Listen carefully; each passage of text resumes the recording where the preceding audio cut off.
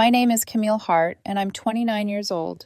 If you looked at my life from the outside, you'd probably think I was one of those women who had it all figured out, a steady career, an apartment with sunlight pouring through wide windows, and a charming boyfriend who seemed to adore me. That boyfriend's name was Bryce. 27, ambitious, always networking, always smiling at the right people. For 2 years, he had been woven into every part of my life. I thought we were building a future. But the truth arrived on an ordinary Friday night wrapped in the slurred laughter of his best friend. It was late, close to midnight, when I ducked into a downtown lounge with 2 coworkers. The music throbbed low, the kind of bass that makes your chest hum, and the room smelled like lime, spilled vodka, and cheap perfume.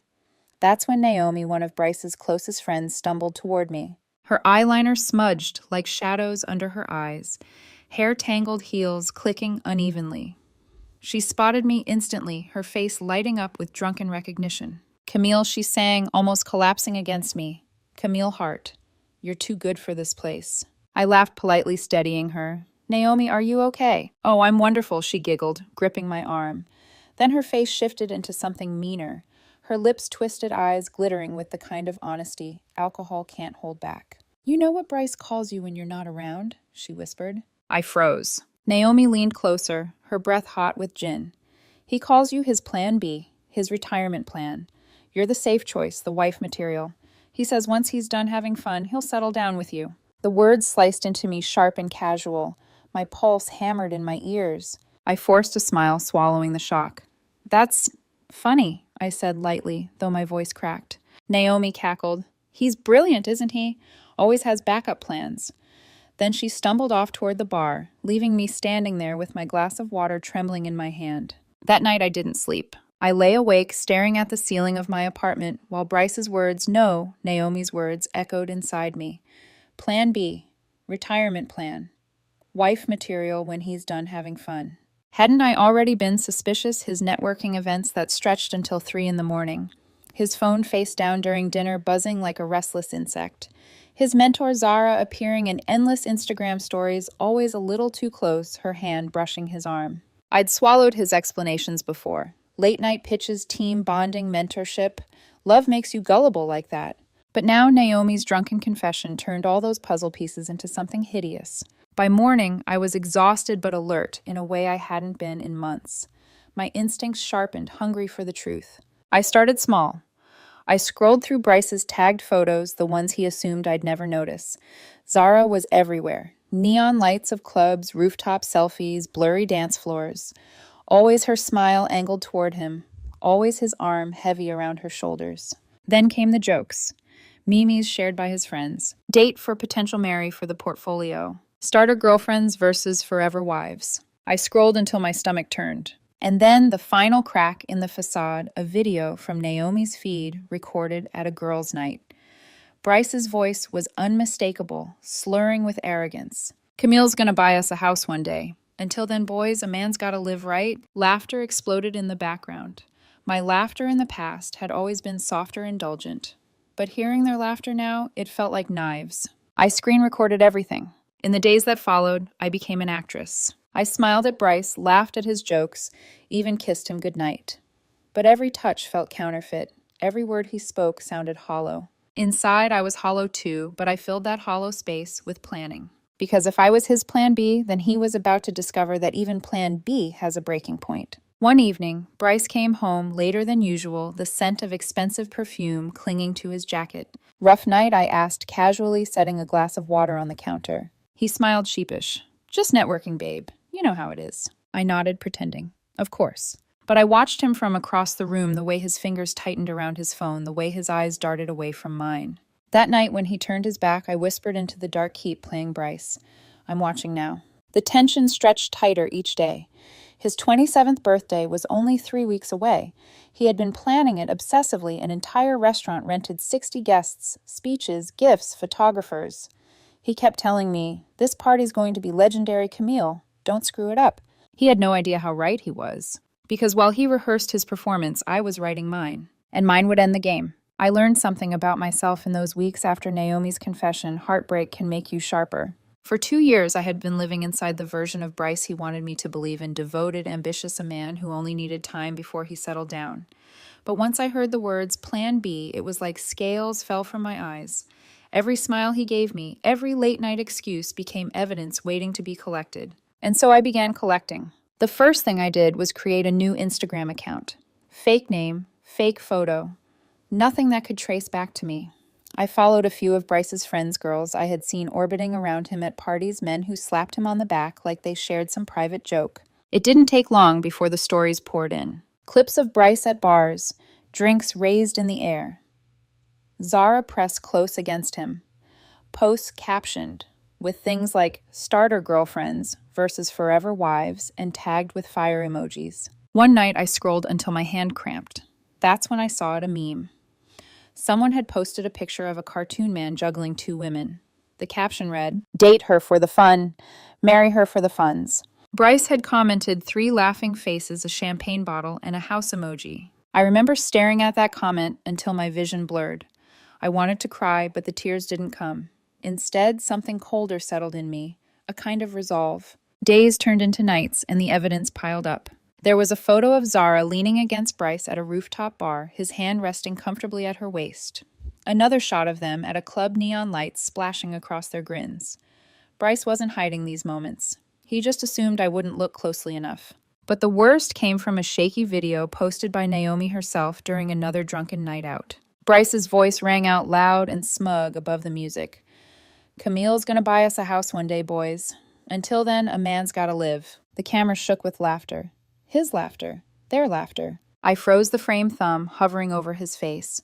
My Bryce, the man who had held me when I lost my grandmother, who whispered about future children, who promised forever, was mocking me in front of his friends. I screen recorded it.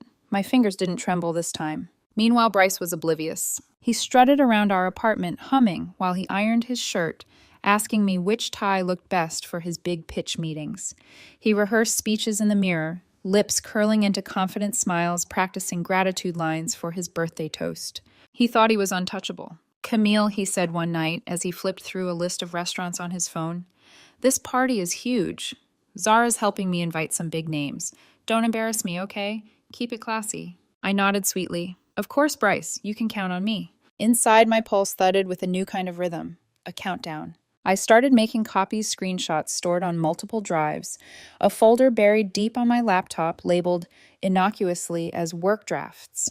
I wasn't going to be the woman who screamed accusations without proof. No, when the time came, I wanted Bryce's own words, his own arrogance to condemn him. Every night before bed, I opened that folder and reviewed it all. The memes, the comments, the videos, not because I doubted anymore, but because I needed to feel the fire. I could almost hear my future toast forming in the back of my mind, sharp and measured. "You've taught me something, Bryce, that I deserve to be someone's first choice, not their safety net." The thought of it made me almost smile. Almost. But beneath the resolve, there was still pain. One evening, while Bryce was out networking, I sat at our kitchen table with my laptop open and my phone buzzing with his unanswered texts. I stared at a picture of us from last Christmas, me in a red sweater, him in a navy blazer, both of us grinning like we were the golden couple. I remember whispering into the empty room, "How could you?" The silence offered no answer, only the faint hum of the refrigerator and the ache in my chest. It would have been easier to leave quietly, pack my things, and vanish. But I knew Bryce. If I disappeared, he'd rewrite the story. He'd tell everyone I couldn't handle his success, that I was clingy, insecure, crazy. No. If I was going to leave, I was going to leave with the truth. And I was going to put that truth exactly where it would hurt him most, right at the center of his carefully constructed spotlight. As the birthday party drew closer, Bryce became more demanding. "Camille, did you confirm the RSVPs? Camille, don't forget the photographer's deposit. Camille, I want the cake to be 3 tiers, not 2. Every instruction dripped with entitlement, as though I were his assistant instead of his partner. He never once asked if I wanted to celebrate him. The irony was almost poetic. He had no idea that while I tied his bow tie, while I smiled at his rehearsals, while I ordered the cake, he demanded I was also preparing the stage for his downfall. 3 nights before the party, I overheard him on the phone in the living room. His voice was low, playful. "No, babe, she's clueless. Yeah, of course I'll be there after. The party's just for show." I stepped closer, my heartbeat echoing in my ears. He didn't see me. Yes, Zara, you know you're the only one I want. I stood frozen in the hallway, nails digging into my palm until they left half-moon marks. He hung up minutes later, waltzed into the kitchen, and kissed me on the forehead like nothing had happened. Big night's almost here, Cam, he said cheerfully. I forced a smile, my throat dry. I know. It'll be unforgettable. That night, I couldn't close my eyes. I lay awake and imagined the moment the clinking glasses, the crowded room Bryce, looking at me expectantly for the loving speech he assumed I'd give. I pictured the silence that would follow when I revealed what he really thought of me. And for the first time since Naomi's drunken words, I felt something other than anger. I felt anticipation. The night of Bryce's 27th birthday arrived like a storm I had been waiting to unleash. The restaurant glowed with golden light chandeliers catching every shimmer of champagne. 60 guests packed the room, family coworkers, Zara with her perfect red dress, and Bryce himself in a tailored suit he couldn't afford without my help.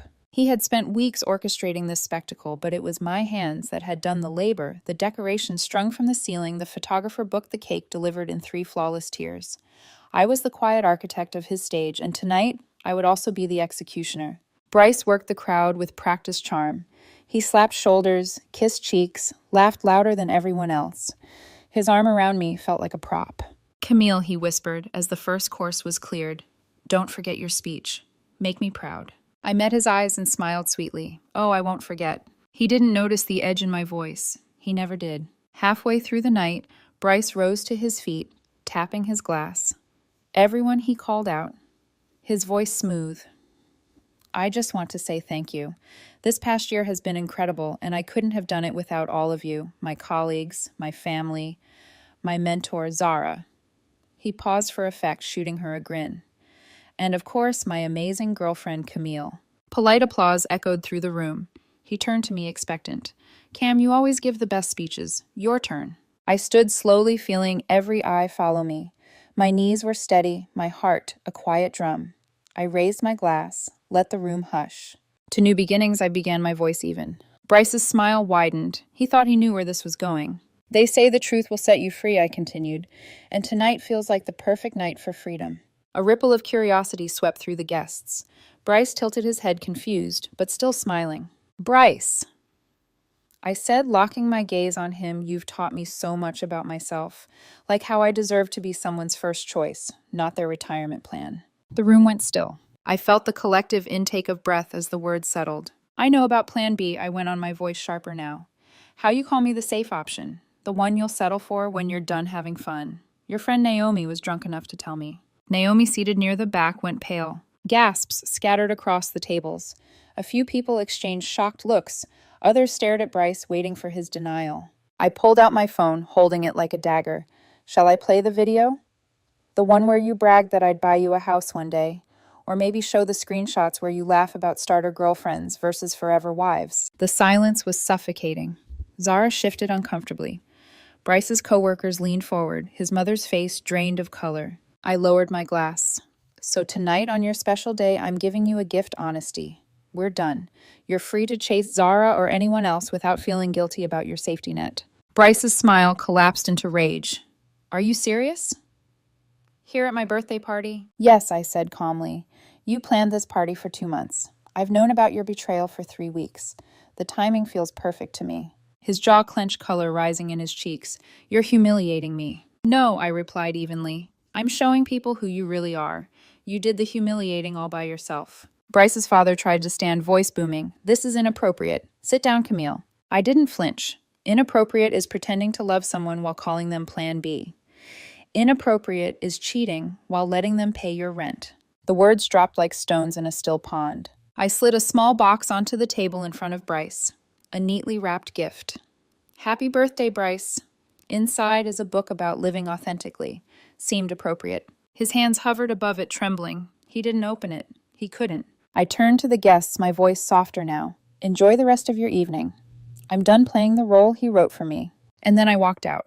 The air outside was cool against my skin, a rush of freedom I hadn't tasted in months. Behind me, the room buzzed with murmurs, questions, shock. But I didn't look back. My phone vibrated in my purse as I crossed the street. First one message, then another, then a flood. I ignored them all. I wasn't going home, not yet. I had one more stop to make. My apartment. To change the locks. In the taxi, I stared out the window at the city lights smearing into color. My hands finally shook, adrenaline catching up to me. I pressed my palms together, forcing them still. For the first time in years, I wasn't Camille the girlfriend. I wasn't someone's safety net, I was just me. And Bryce, he could choke on his birthday cake. When I shut the door of my apartment that night, the silence felt alive. I leaned against the wall, shoes still on chest, heaving with adrenaline. For the first time in months, I breathed freely. But freedom never comes quietly. By the next morning, my phone had already collected over 100 messages. The progression was a study in manipulation. First 20 rage. Bryce calling me heartless, insane, ungrateful. Next 30 bargaining. We can work this out, Cam. You misunderstood. Naomi was lying. Zara's just a friend. Then 40 more guilt trips. I have nowhere to go. You're leaving me homeless. After everything I did for you, the final wave threats. I'll ruin your reputation. I'll sue you. You'll regret this. I replied once. Only once. You have 30 days to collect your belongings. Schedule a time. Bring a witness. Then I blocked him. He didn't take it well. 2 days later, while I was at work, Bryce and his sister showed up at my apartment with 3 of his friends. They rattled the doorknob, pounded on the door, tried the windows. What Bryce didn't know was that I had installed a Ring camera 2 days before his party. I had footage of him screaming at my door, calling me names, and Chloe, his sister, trying to pry open the window with a credit card. The neighbors called me in a panic. I told them not to worry. I had been expecting this. That night, I sat on my couch and watched the footage. Bryce's voice was hoarse. Chloe's hands red from yanking at the window. One of his friends muttered, "Man, maybe we should just go." Bryce snapped at him. "Shut up, she owes me." Owes him. As though I were a debt to be collected. I forwarded the footage to a lawyer the next morning, just in case. By the end of the week, Bryce escalated to dragging his allies into the fight. Zara messaged me late one evening. "Camille, you could have handled this better. He's devastated. What you did at the party was cruel." I stared at the message for a long time, then attached 3 screenshots, Bryce texting her at 2 a.m. while lying in bed next to me. "She's asleep. Call me." "Can't wait to see you tomorrow, babe." Her reply was almost laughable. That's out of context. Then she blocked me. His family wasn't far behind. Bryce's mother called my parents, a voice dripping with disdain. "Do you know what your daughter did? She humiliated my son in front of 60 people. She destroyed his birthday, his reputation, his career." My mother, bless her, listened patiently. Then she said, "Sounds like Camille finally grew a spine. Good for her," and hung up. When she told me later, I nearly cried, not from sadness, but relief. For once, I wasn't fighting alone. The text didn't stop, though. Bryce found new numbers, new accounts. At first, it was rage again. "You're nothing without me. You'll regret this." Then it softened into desperation. "Camille, please, let's just talk. I love you. We can get past this. I'll change." But every word reeked of entitlement. He didn't miss me. He missed the safety net, the comfort of knowing I'd always catch him when he fell. I ignored him. The isolation drove him to public theatrics. A mutual friend sent me a screenshot from Facebook. Bryce had posted a long rant about being betrayed by a manipulative girlfriend. He painted himself as the victim, claiming I had left him destitute after using him. The comments, however, didn't play along. "Didn't she pay your rent? Didn't you call her Plan B at your own party?" Bro, we were there. Don't rewrite history. Within hours, he deleted the post. But he wasn't finished. 3 days later, I came home to find a note taped to my door. His handwriting messy, desperate. "Camille, I'm sorry. I was drunk. I didn't mean any of it. Please let me in. Just one night. Just one chance." I peeled it off, crumpled it, and tossed it in the trash. The locks were already changed. He could scream at the door all he wanted. He wasn't getting back in. Still at night, I couldn't help the unease curling in my stomach. What if he tried harder? What if his anger tipped into something worse? I kept the Ring footage printed, the texts filed, every note. Evidence of a man unraveling. But instead of fear, I felt something else too, a growing strength. Because every act of his desperation confirmed what I already knew. He hadn't loved me. He had loved the role I played in his life, the patient woman, the safety net, the backup plan. Now that I had withdrawn, he was flailing, and I wasn't going to catch him. One evening, my friend Lena came over with takeout and a bottle of wine. She set the bags down on the counter and eyed me carefully. "You look lighter," she said. "I feel lighter," I admitted. She grinned. "Good, because from where I'm standing, it looks like Bryce is about to self-destruct, and honestly, I can't wait to watch." We clinked glasses, laughter bubbling between us. But deep inside, I knew Lena was right. Bryce wasn't finished. He was circling, looking for ways back into my life. And soon he'd try something even more reckless. If Bryce's rage had been loud before now, it turned dangerous. The texts weren't enough anymore. He wanted to prove he could still control me. It started on a Tuesday at 3 in the morning. The ring. Doorbell chime woke me from a dream. Heart pounding, I opened the app and saw him. Bryce on my porch hoodie pulled over his head, a crowbar in his hands. The footage was absurd. He was actually narrating his crime, muttering to himself as he jammed the metal against my doorframe. "This is my place too. I have rights," he hissed, sweat dripping down his temple. I called the police with shaking fingers. 10 minutes later, 2 officers arrived. On the footage, I watched them confront him. One officer actually laughed disbelief in his voice. "Sir, you're on camera. Trying to break into her apartment. That's not smart." Bryce's mask cracked. He sobbed, shouting about being kicked out of his own home. But the officers weren't moved. They showed him the certified eviction notice with his name printed nowhere. My lease. My signature. My apartment. He left humiliated, vowing it wasn't over. I knew he meant it. The next day, my phone buzzed with a fraud alert from my bank. Someone had tried to access my account armed with my social security number, birthday, even my mother's maiden name. Bryce knew all of it. But what he didn't know was that I never answer security questions honestly. He had typed in Buddy the name I'd told him was my first pet. The real answer, Sergeant Whiskers. A white cat I adored as a child. The bank flagged the attempt immediately. I froze my accounts, changed everything, filed a police report. Bryce wasn't just entitled, he was desperate. A few days later, desperation turned theatrical. His mother called again, her voice syrupy sweet this time. "Camille," she cooed, "let's be adults. Bryce made mistakes, yes, but you're not innocent either. It's only fair you help him transition." "Fair?" I asked, trying not to laugh. "He gave you 2 years of his life. You can't just throw him away." He called me Plan B for those 2 years. "That was a joke," she snapped. "Girls talk. Men are too sensitive." I nearly dropped the phone. "So what do you want?" She didn't hesitate. "You give him $3,000 to get started. I'll give him $500. Everyone wins." My jaw actually dropped. "You're asking me to pay 2 of the $500 so you can feel generous about paying $500? Exactly. A compromise." I hung up before I started screaming. The peak of his entitlement came the following Thursday. I pulled into my parking lot after work to find a moving truck idling in front of my building. 3 men hauled dollies, their faces strained, and there was Bryce, clipboard in hand, barking orders like a foreman.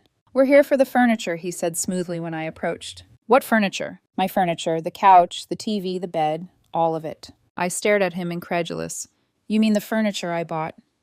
With receipts in my name?" "I picked it out," he snapped. "That makes it mine." The movers exchanged wary glances. One muttered, "Lady, if his name's not on the receipts." I cut him off, pulling out a folder I had prepared weeks ago. Receipts for everything. I showed them one by one, couch, TV, bed, even the coffee maker. "You see this," I said flatly. "My name, my card, my purchase." One of the movers scratched his neck. "Sir, we can't take this stuff. She's got proof." Bryce's face twisted. "Just do your job." The movers looked at each other, then at me. "Sorry, ma'am. We didn't know." They began packing up. I stood in the doorway as they left, Bryce fuming. "You're nothing without me," he spat suddenly. His voice cracked, high-pitched. "You were a nobody before me. I made you better." I stepped closer, my voice cold. "If you made me better?" "Bryce, why did you call me Plan B?" For a second, he was speechless. Then his mouth twisted into a sneer. "Because you weren't even Plan A material."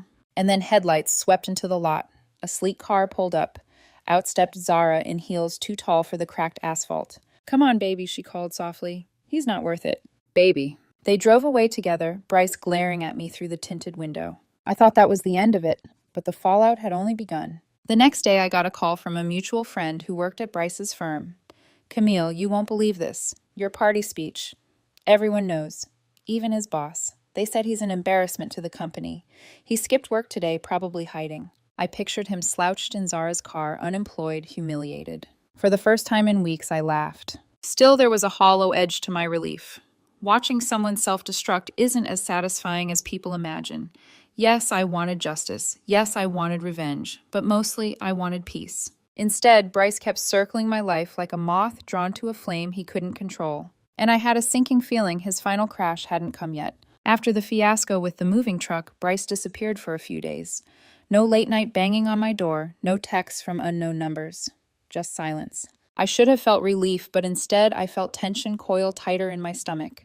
Silence from Bryce was never peace, it was plotting. The first sign came through a mutual friend. Camille, she whispered over the phone, have you seen Bryce's GoFundMe? I blinked. His what? She sent me the link. There it was, plastered with a smiling photo of him and Zara cropped conveniently close.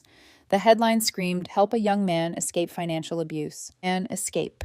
According to Bryce's sob story, I had trapped him in a toxic relationship, drained him financially, then kicked him out into the streets with nothing. The description painted him as a saint and me as a monster.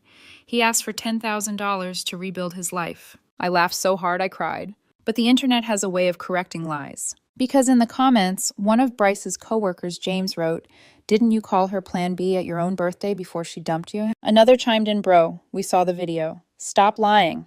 Within hours, the page was bombarded. Donations stalled at $75, all from his aunt and a college buddy. By evening, he deleted the campaign entirely. But humiliation wasn't done with him yet. At his job, his precious job, the one he always boasted about, word spread quickly. His boss had been at the birthday party. He had witnessed everything.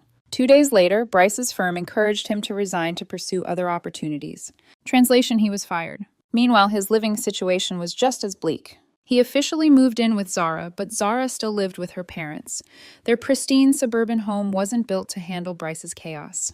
It didn't take long before I got a message of all people from Zara's mother, Patricia. The text read, Camille, I believe you. He's already become our problem. Good riddance. I sat on my couch phone in hand, staring at the words. For a moment, pity stabbed me. Then it faded. Patricia was right.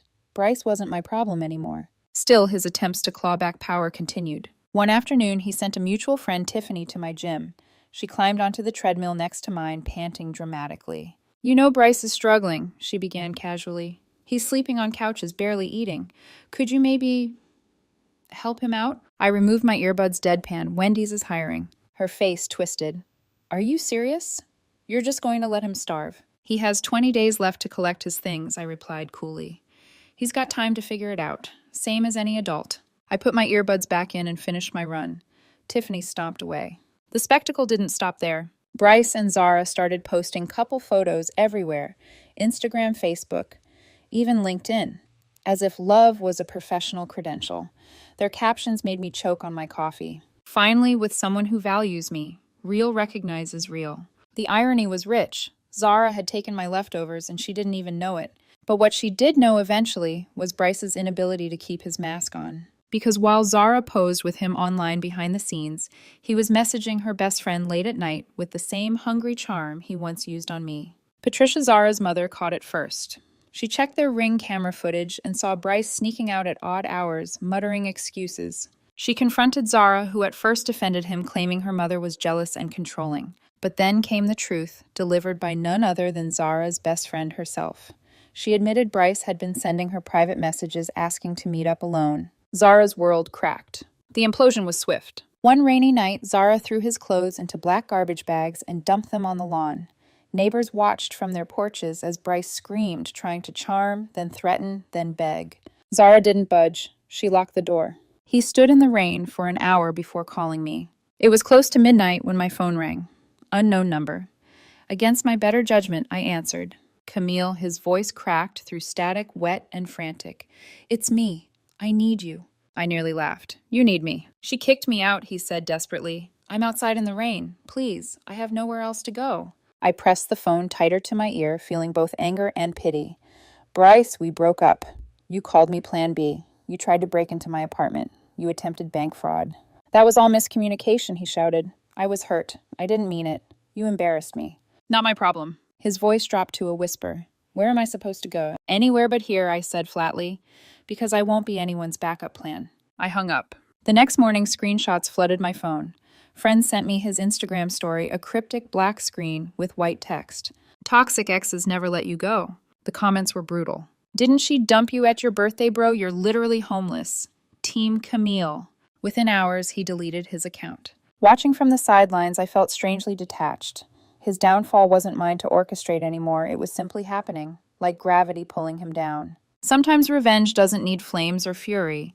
Sometimes you just stop holding the rope. And Bryce, without anyone to catch him, was learning how hard the fall could be. Bryce's final collapse wasn't explosive.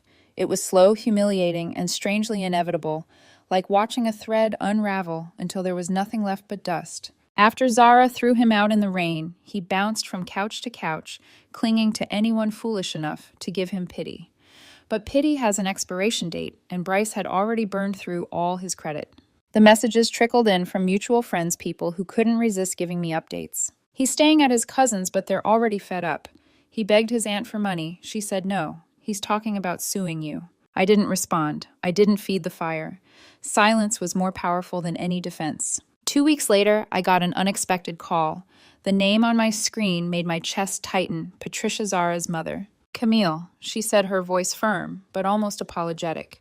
You need to know what's happening. Apparently, Bryce had been spinning a new web of lies this time to Zara. He told her I was stalking him, harassing him, trying to win him back. He even fabricated text threads, messages he had sent himself from a burner phone, pretending they were from me. For a while, Zara believed him. But Patricia wasn't so easily fooled. She showed Zara their ring footage clips of Bryce sneaking out late at night, meeting other women, including Zara's best friend.